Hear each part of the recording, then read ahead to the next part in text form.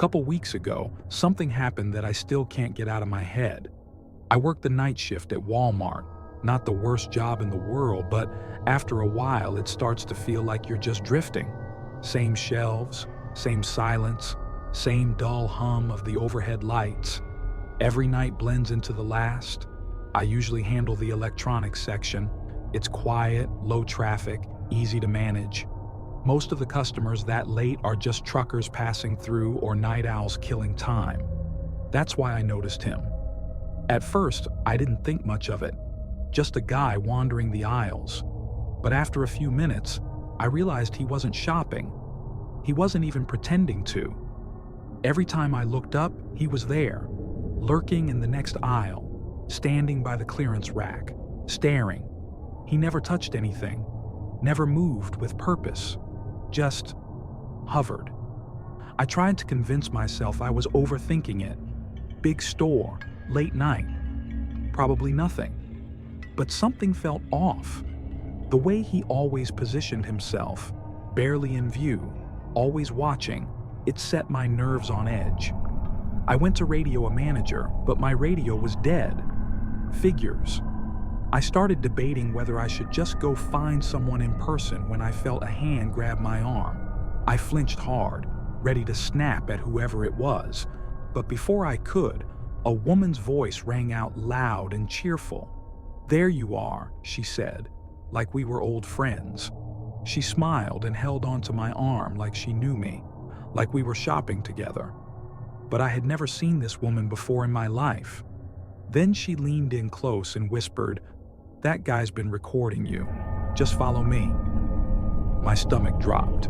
I turned my head slightly, just enough to glance behind me. And yeah, he was still there.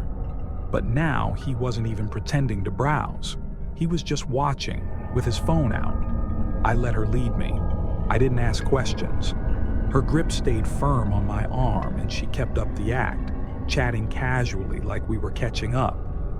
I could barely process what she was saying. I was too focused on the fact that this random woman had just jumped in to help me. We moved fast, weaving through the aisles. I figured at some point she'd drop the act, let go, maybe lead me to a manager or something. But she didn't. In fact, she gripped me tighter. I told her I thought we were okay now, that the guy was gone. But she just said, "He's still around, just a little further." Something about the way she smiled didn't sit right. I realized we'd passed all the busy areas. No more registers, no more self-checkout, no customers, no cameras. Just the dim warehouse section up ahead and the employee exit beyond that. The exit with no cameras, the one for loading shipments. She was leading me out of the store. That's when it hit me.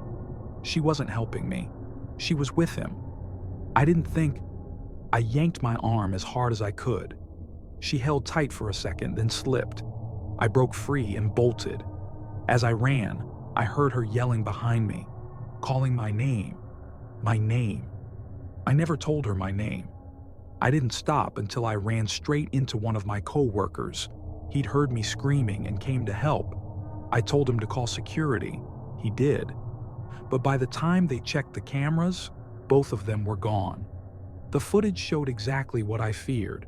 They walked into the store together. His face was captured clearly. Hers? Always turned away.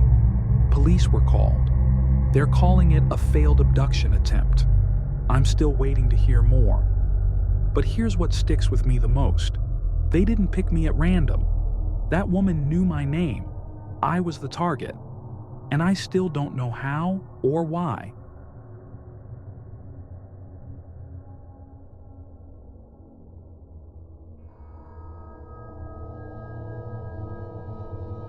This happened a few months back.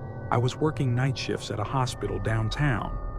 Anyone who's done nights in a place like that knows the kind of bone-deep exhaustion I'm talking about. Not just tired, but completely spent.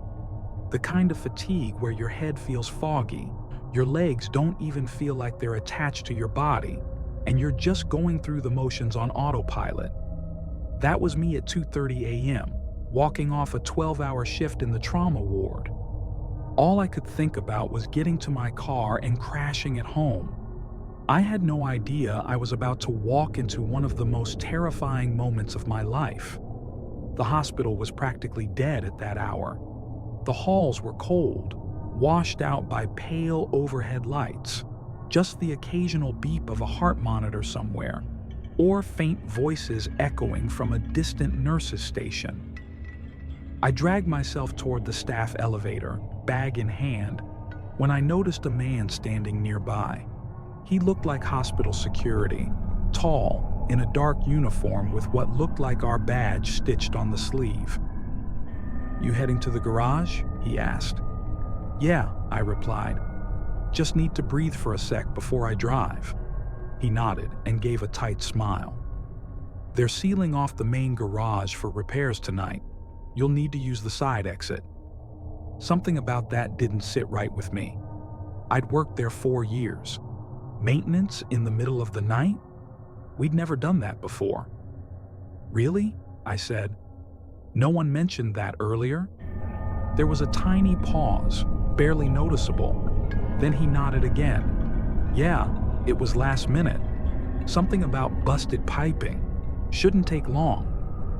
His tone was smooth, too smooth, like he'd practiced the line. That's when I noticed it. No radio. Every security guard has a radio on their chest, clipped and always visible. His uniform was too clean, like it hadn't been worn more than a few times. The badge looked brand new, but I was too tired to think clearly. Against my better judgment, I followed him. We took the back hallway that led to the staff exit. It was quiet. Too quiet. Usually at least a few people are moving around, janitors, other nurses clocking out late, but this time, nothing. I checked my phone. Battery at 2%. No service. I should have turned around. But I didn't. Because when you're in healthcare, you get used to following orders. You don't question security, and he was counting on that. As soon as we stepped outside, something felt wrong. The air was still. The loading dock was dimly lit by a flickering bulb overhead. It wasn't where most people parked, and there were no other cars, except one. A dark gray van, engine running, back doors cracked open in a way that looked intentional, like they were waiting for someone. I stopped walking. "Actually," I said, backing up slightly, "I'll just head through the main lot." "It's closed," he replied flatly. "This is faster." His tone had changed. No friendliness left. He took a step forward. So did I, but backward. Then a voice from behind. "Hey, who's that?" I turned, and relief hit me like a wave. It was our real security guard stepping through the side doors. Recognizable face, actual gear, everything legit. I spun back around, but the fake was already walking off. Calm, focused, straight to the van. The back doors slammed shut. The van peeled off into the darkness, gone. I stood frozen, heart hammering in my chest. The real guard approached, asking what the hell just happened. I tried to explain, but my voice wouldn't come out. Later, I gave a full statement. The hospital had no record of anyone new on security, no maintenance scheduled. The cameras caught everything, me walking down the hallway and the man leading me. Face visible, movements calculated. The cops ran his face through the system. Turns out he was wanted. Long list of charges: assault, attempted abduction, trafficking. But by the time they traced his identity, he had vanished. No sightings, no trail. I switched to day shifts after that, stopped leaving work alone at night. 2 months later, I was driving home on the freeway and saw it. That same gray van parked on the shoulder with no lights, no driver in sight. I don't know if he ever found someone else, but I know this. If the real security guard had shown up just a few seconds later, I wouldn't be here to tell this story.